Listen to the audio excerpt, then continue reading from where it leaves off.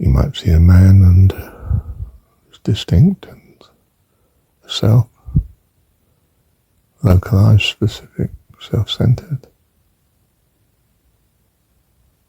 But he gives himself away.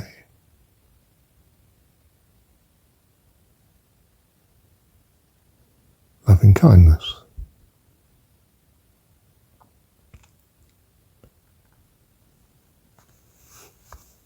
The great wonderfulness of life is its separate being that chooses to care for others that see themselves as separate beings too. Hereby shows he's a child of God. I've said no religion goes to heaven. There are no churches, no temples there. No societies.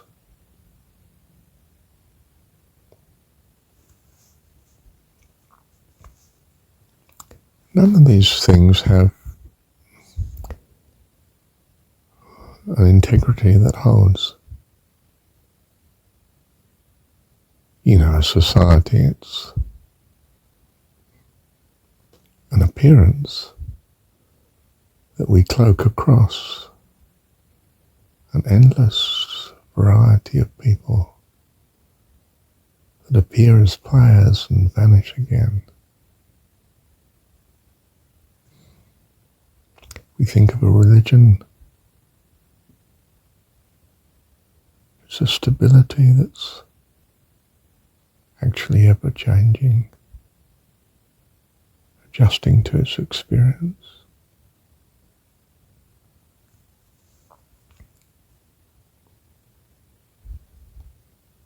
There's no place for it, you see, in heaven.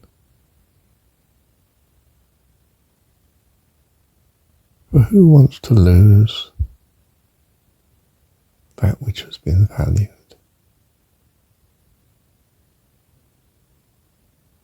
It's a tragedy. There are no tragedies in heaven. God is all powerful, all loving. The word tragedy has no meaning.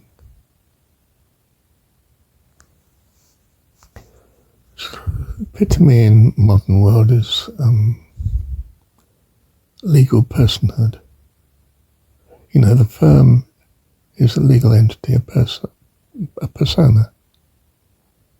It has rights and it has duties. And it's in relation to a state,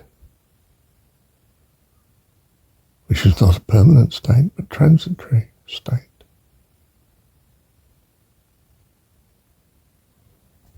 You can't make an agreement with a state because the personhood of it tomorrow is not the personhood of today that you made the agreement with. It's all meaningless. The promise from statehood is vacuous, lost in the transitory of not being. I don't mean not being is without value. We learn a great deal in the transitory, but thank God it's transitory. And its imperfection, its lack of integrity, is in its passing away. I looked upon religion as a possible solution, an answer, an understanding of this phenomena. I found religions vacuous.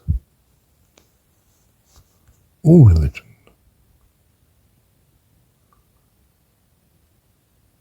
For it's not life. Life is spontaneous, creative, anchored to to hope.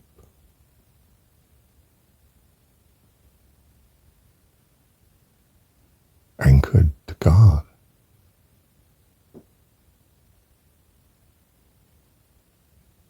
The notion of the perfect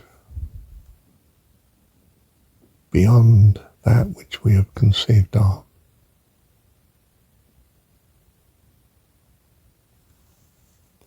Whereas our religions, like our societies,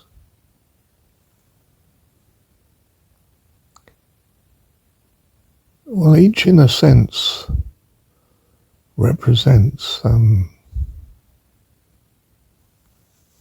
the all that's not God. Each is anchored in the transitory.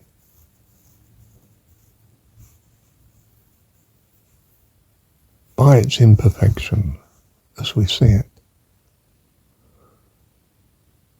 but which fortunately guarantees its impermanence.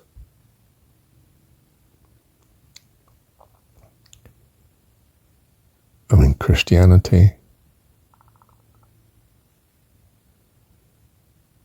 is anchored by its devotion to Christ instead of God.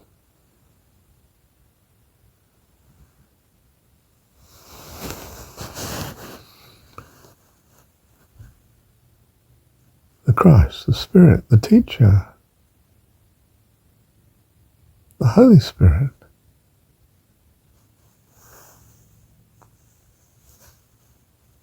Instead of the object of veneration the Spirit has, which is God.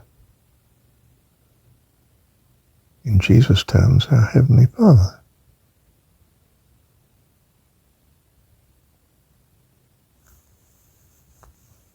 So Paul worships the Christ because he doesn't know Jesus.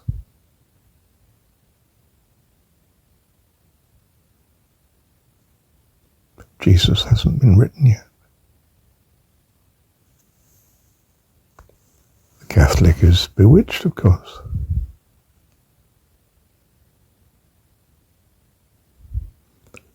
By the insufficiency of the gender of God. And reaches out to worshipping Mary, the Mother of God. The cause of God.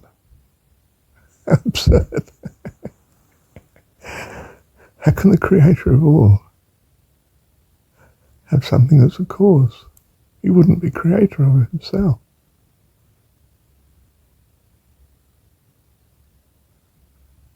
The Protestant Church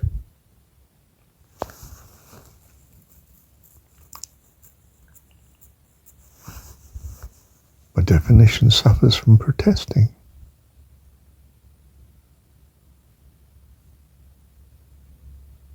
How can you protest when all being is the consequence, the creator, the all-powerful creator of all?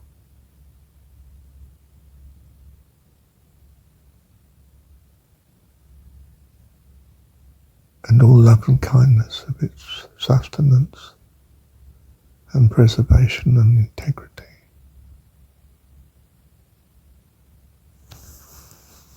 How could you protest? It's a nonsense. Another nonsense. Nonsense within a nonsense. Monty Python, indeed. What of a nonconformist? To not conform is to have no integrity.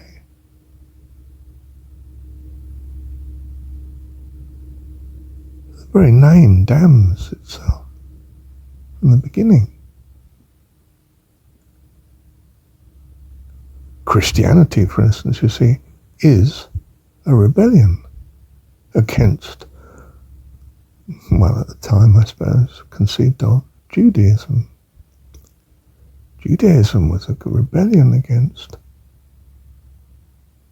well, at the time, the unity of the Hebrew people.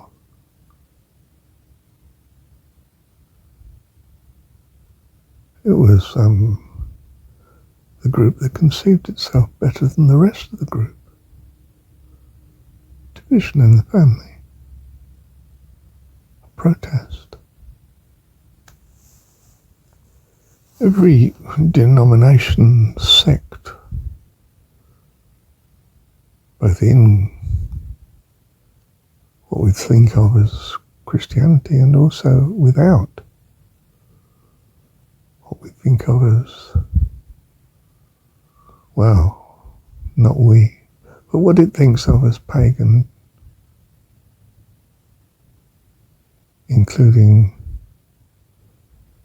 secularity, science.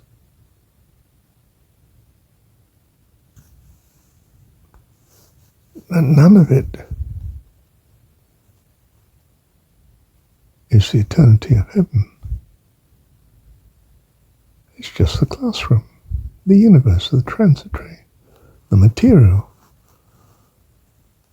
the domain of space and time. What appears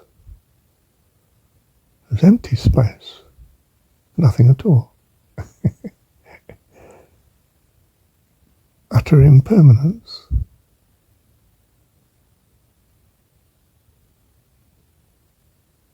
The very stuff of what the school is meant to furnish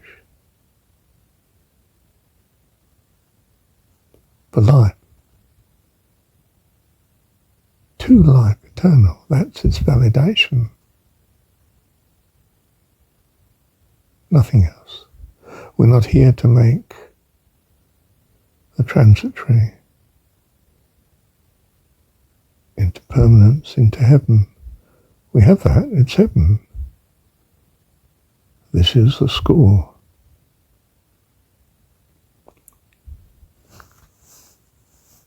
School is a pantomime of bureaucracy, rules, regulations, fantasy, make-believe, story time, drawings that never get looked at again, really. Just get thrown away. Because the object of their veneration is no longer the child's grown up. It's just not relevant anymore. And the building blocks of, well, a factory that made that which is of value. The factory is not of value, it simply makes value. The factory is not enjoyable for living itself, only for creating that which is lived and valued, which is the eternal, the integrity of all things.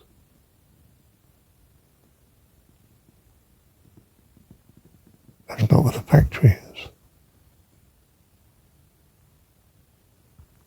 And we continue to hold the factory because it contributes to the eternal. We're here building our part in the eternal. We graduate then to heaven. We do not return, except as a helper, as a creator, as a blessing.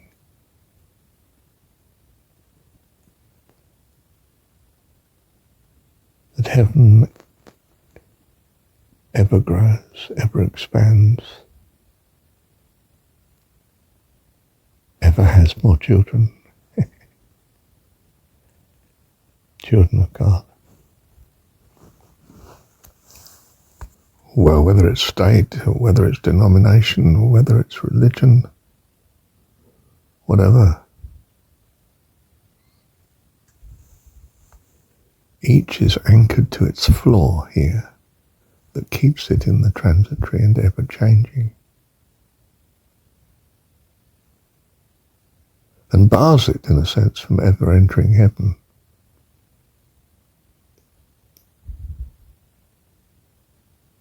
Except that the transitory itself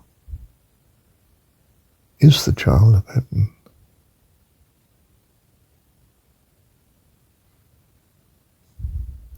I mean, if we go through the denominations, say, of Christianity, what does the Baptist Church, for instance, I started in because my first wife was Baptist. Well, I started as a secular person, of course, but I'll come back to that perhaps.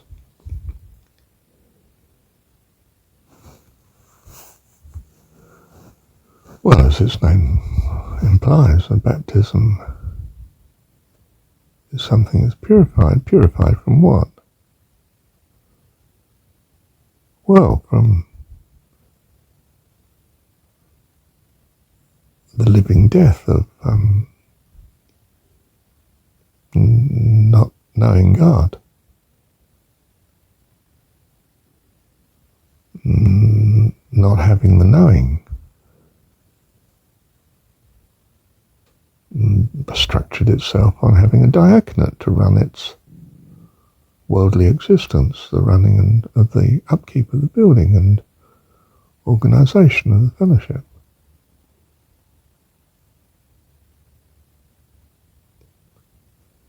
Of course, the diaconate runs away with itself in bureaucracy and chooses its own ministers and so forth, and makes good worldly business decisions, which are not good and are very worldly. The kingdom of heaven is not of the world. So the Baptist Church is built upon the rock of the insubstantiality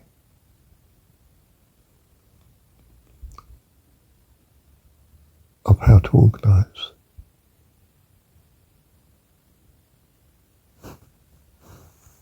Which is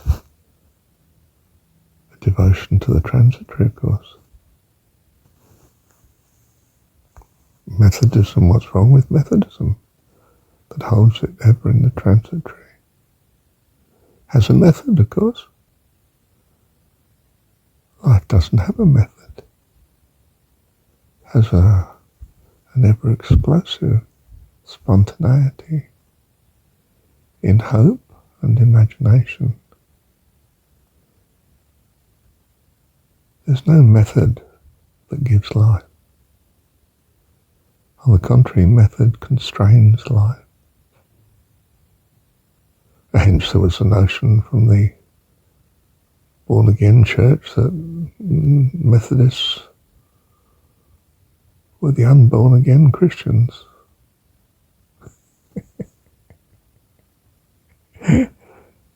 The dead church, in other words.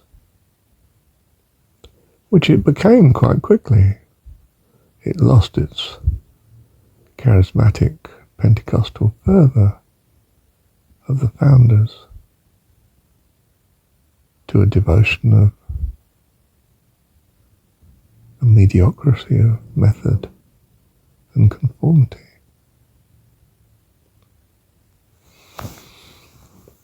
Presbyterian Church, well, it says it, doesn't it? Presbytery. It thinks that the material is the spiritual. I was brought up Christian. My family. My parents were Presbyterian, which means, of course, I am, which means I was a Christian from the beginning. How right you are. Not born of God at all.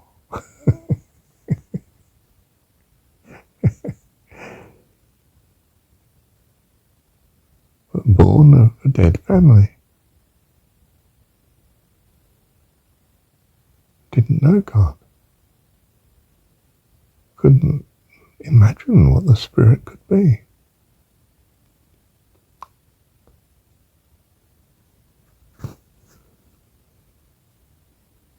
By comparison, what was something like Gnosticism?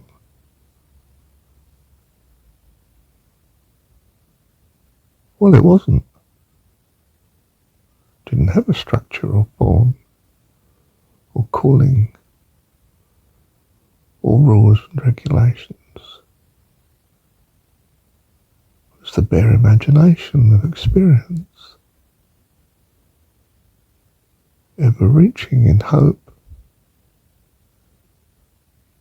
in an imagination of creativity.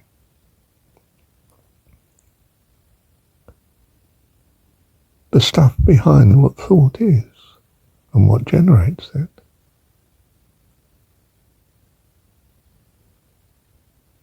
The void that you have called space, in effect, in a sense.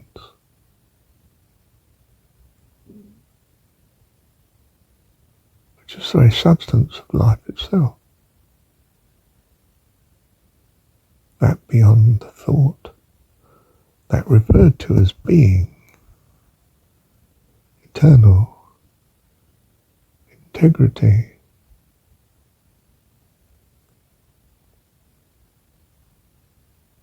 of being,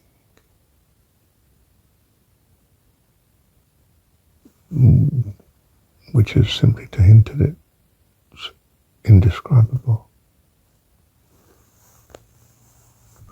Or it's something like the Brethren Church. Believed utterly in its doctrine. Doctrine that's right compared to everything that's wrong. Because the doctrine is itself the death of life and spirit, and transpires to be the death of hope and joy and peace.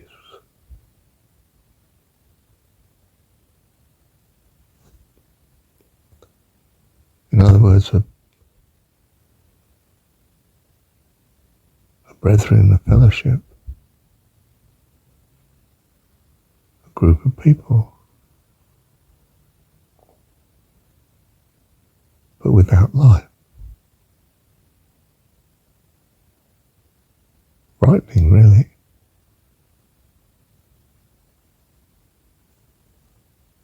Living death of conformity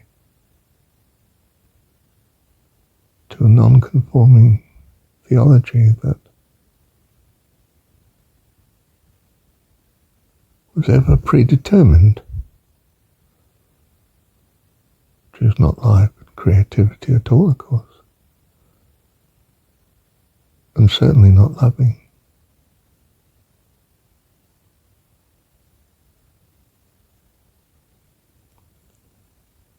Worships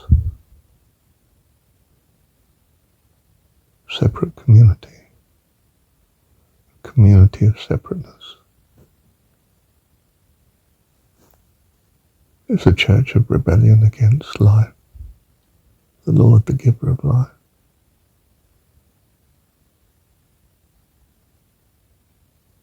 Our God.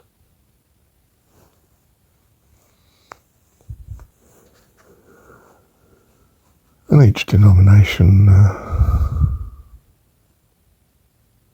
separates itself from the rest and declares the rest separate. Works through something like Jehovah's Witness, which is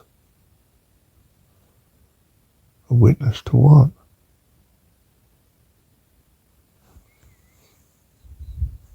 Witness to all that's evil in the world. Do you see how rotten the world's become?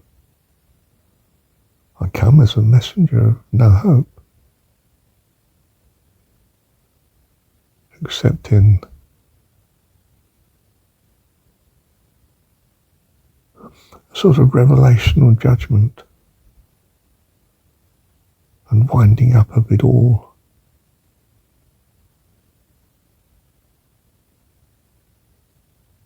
In favour of a privileged, predetermined few.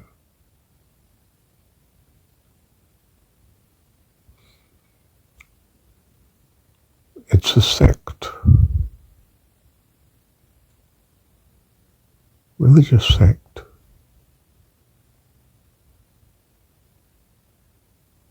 but without a leader, which is no sect at all, of course. Just a doctrine.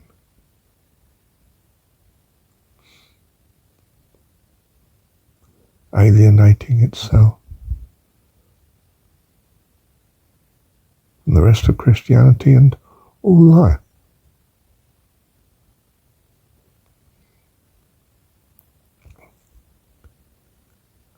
What about Mormons? Well, they deny even their name, of course, the Church of Latter-day Saints.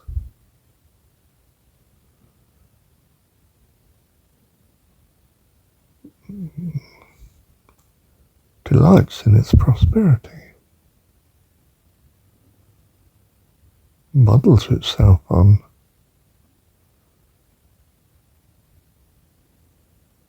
the cathedral presentation of old Christianity.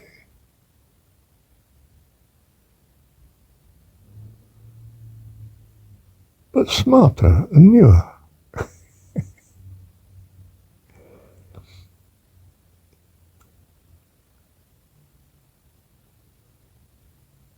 Symptomatic of a technological age.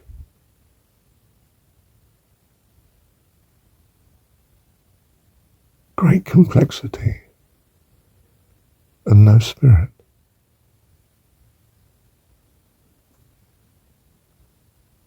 No spirit at all. Do I mean that all these denominations and sects have no saints in them? Oh, of course. What I'm saying is that these religions, denominations and sects and so on have no place in the saint. Saints have their place everywhere because they've come to rescue, they've come to, well, in the Jesus story terms, come to tell you that your God is your heavenly dad. And that your future is life eternal. In what we picture as the heavenly host, the family of God. The joy and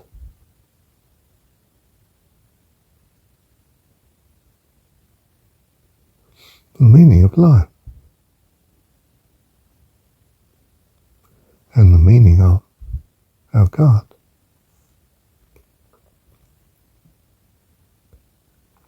So if we think of other religions, I mean, Christianity, as I say, is flawed by its devotion to Christ instead of to our heavenly dad. Islam is flawed by its devotion to conquest of heaven against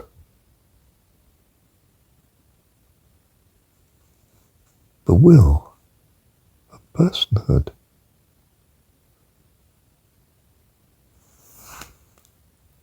And its variety.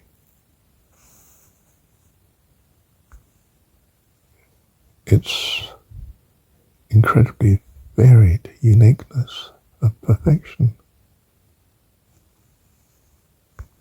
In other words, it's flawed by its conformity.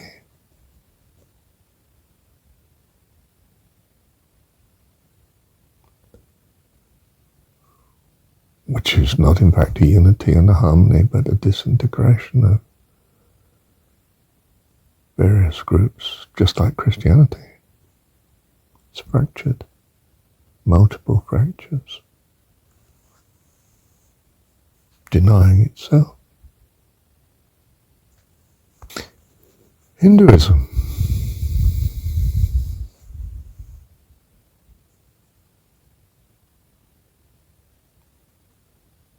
speaks of God in 1,000 faces.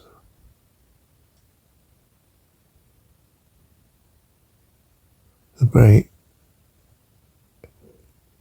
individualism of each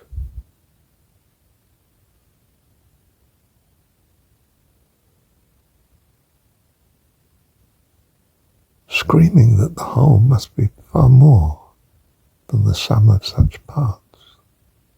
Brahma. I mean, the only God you could have in Hinduism is Brahma, spirit. God is spirit.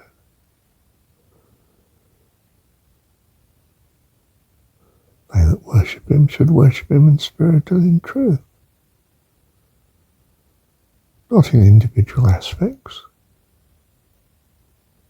each represented by, well, what the Christian dismisses as an idol.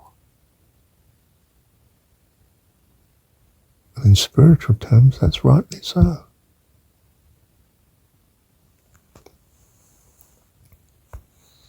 What about something like the Jain faith, confused with Hinduism, but unique in its way?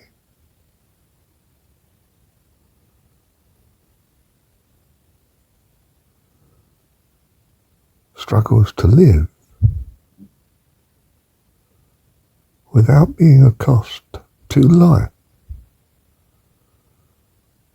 You know, you can't eat the leaves or the roots, really, because, well, it's the life-giving part. It's desecration of God, of life, a contempt for its origin, the fount of all being.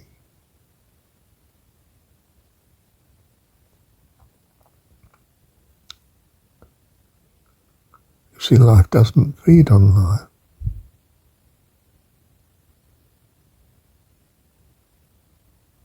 Life blends with itself in every aspect. Because personhood is not defined by space or time, or even being. It does not have a substance that is hostile or needs to feed off anything.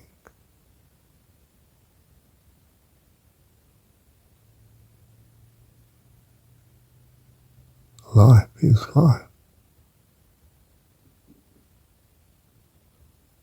Self-creating. God, God of the living God.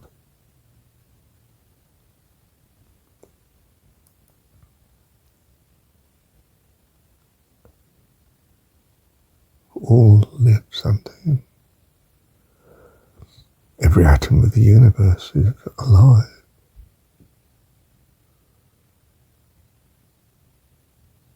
Couldn't exist without spirit. It is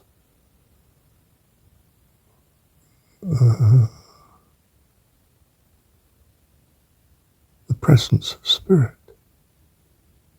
If there were no spirit, there would be no matter, no physical creation at all. It's what makes up the physical creation.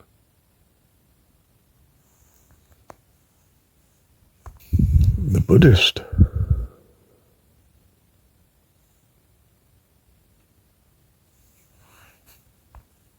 denies God because he values enlightenment, but because he doesn't have the enlightenment, he believes he has no God.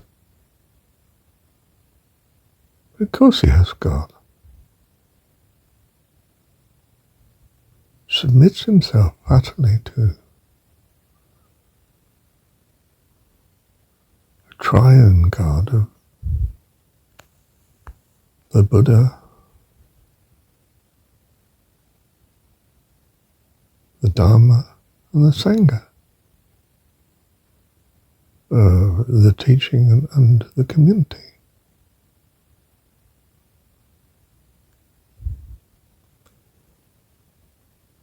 It's just that he has a very short-sighted view of what God is.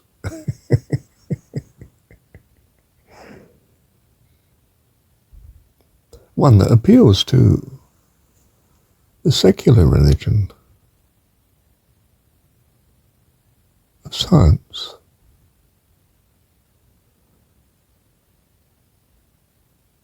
Devoted to what it can measure. In other words, what it can see.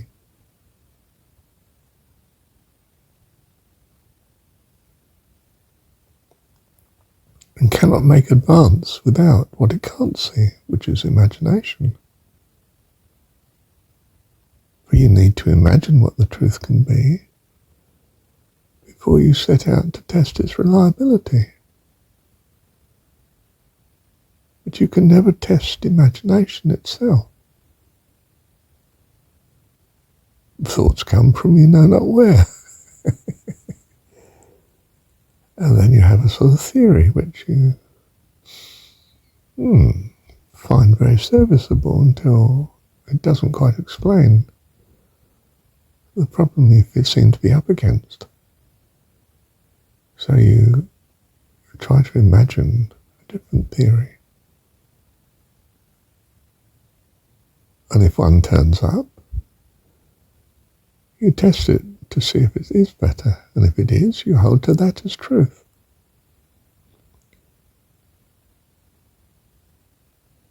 You see, it's a religious group. It's a religion in itself, devoted to a notion of truth that it can't see.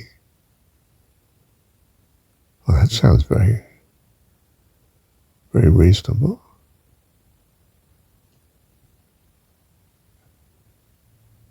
Except that you're constantly disregarding it in favour of a better explanation.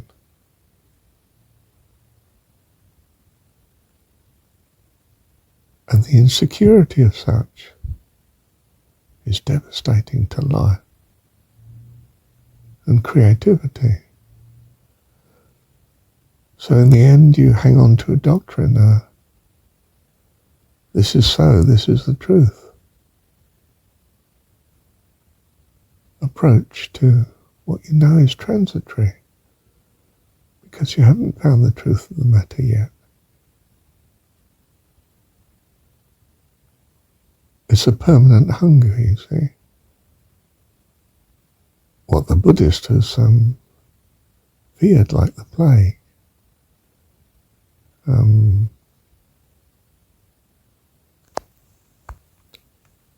Suffering, in other words, and how to overcome it.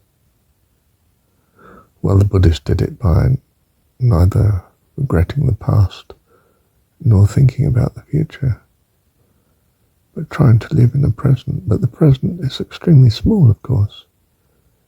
It's shorter than a nanosecond, which means you're holding nothing at all. And emptiness is not life. As I've said, the void of space is in fact the very substance of God. It's not void at all. It's like Piccadilly Circus on an infinite scale, both in terms of time and space and comprehension, being. So every following from